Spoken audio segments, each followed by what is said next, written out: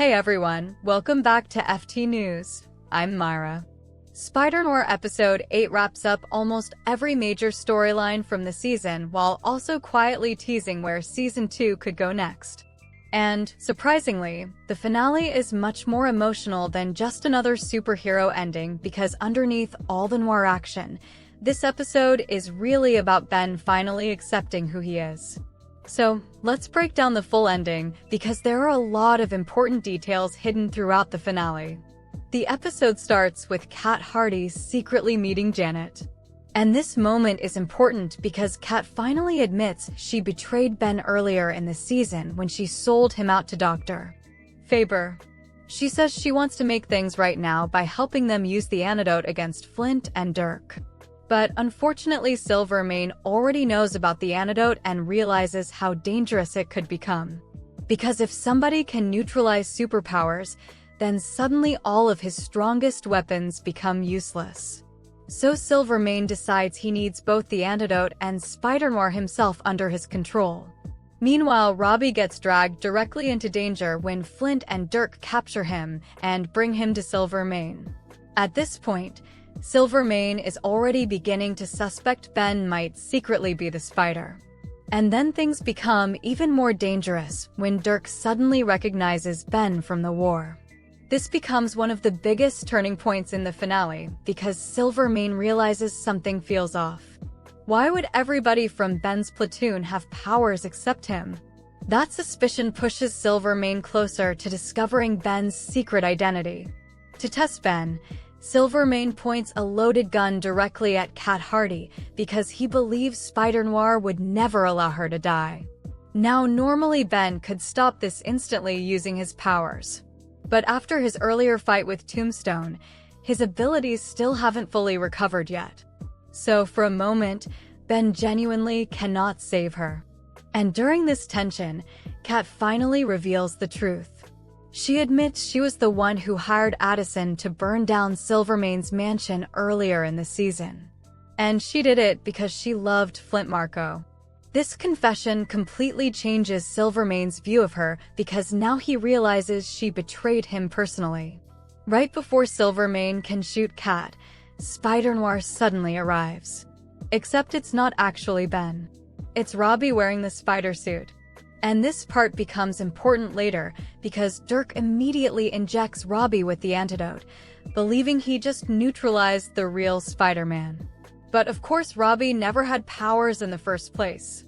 While everyone is distracted by Robbie's reveal, Ben's powers slowly begin returning.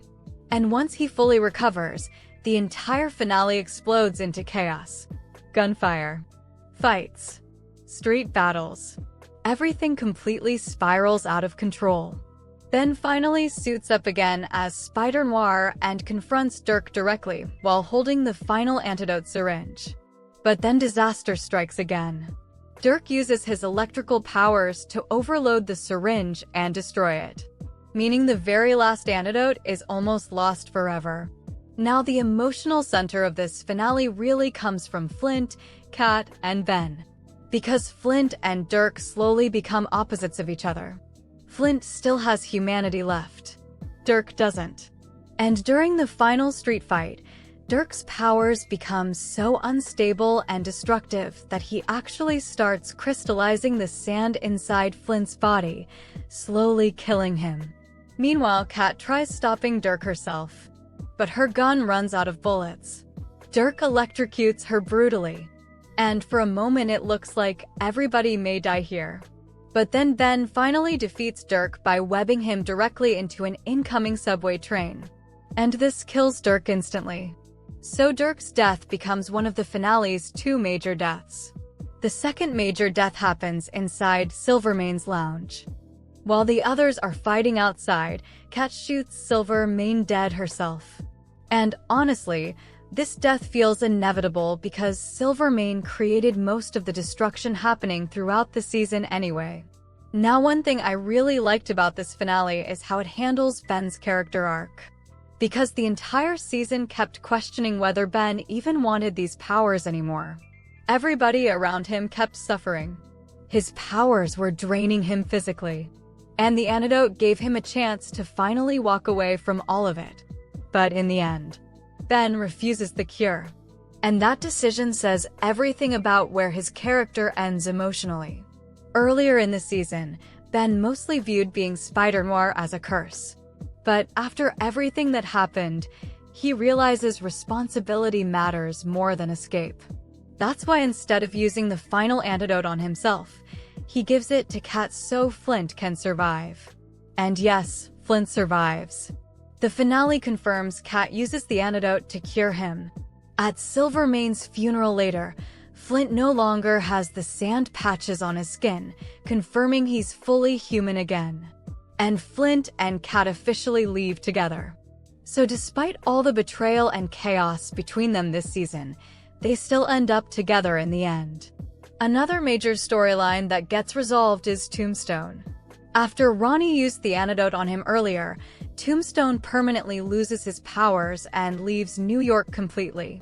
Robbie later mentions he's heading toward Niagara Falls with his mother to finally live a normal life.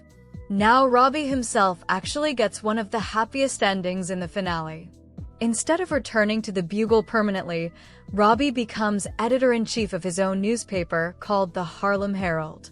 Which honestly fits perfectly because throughout the season Robbie constantly fought against corruption and misinformation. So ending the season with Robbie finally controlling his own paper feels like real growth for his character. And then we finally reach the last scene. Ben, Robbie, and Janet sitting together outside the detective office.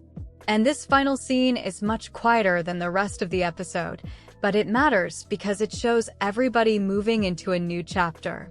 Janet is now officially Ben's detective partner. Robbie has his own paper. The city finally views Spider-Noir as a hero. And for the first time all season, Ben actually seems peaceful. But then the phone rings. And the finale intentionally never reveals who is calling. Now this is clearly setting up season 2. Because even though the main storyline ends pretty cleanly, the final phone call feels like the beginning of another mystery. And the creators have already hinted season 2 could possibly involve World War II. So there's definitely room for this story to continue. Especially because the series has been labeled as season 1 instead of just a limited series. Overall, this finale does a really good job balancing emotional closure, noir storytelling, superhero action, and character development together. Ben finally accepts his role as Spider-Noir. Cat and Flint escape their toxic lives. Robbie earns his own future. And New York finally gets a symbol worth believing in. Thank you for watching this video, sending you lots of love, and I'll see you in the next one.